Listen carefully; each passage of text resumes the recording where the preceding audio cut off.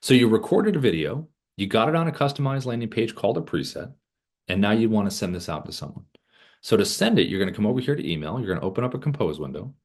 And there's a little button down here, a little Dubb symbol within the compose window. And Gmail, it's right down here. And Outlook 365, it's off to the right towards the top. But this integration is with the Chrome extension. So it's logged in and pinned with Gmail and Outlook 365. You'll have this little button down here. And what you can do is click this here, and then we'll open up the Chrome like we saw earlier. But you have your video library that I'm scrolling through down at the bottom right that you can see me scrolling through.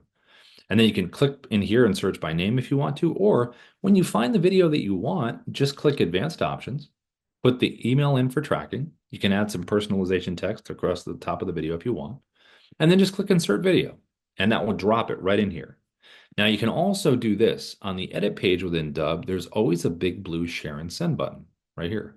So you can do this. You can click share and send, put the email in for tracking, add the personalization text if you want to add anything at all. Click copy for email, and then it's just a copy and paste right within the compose.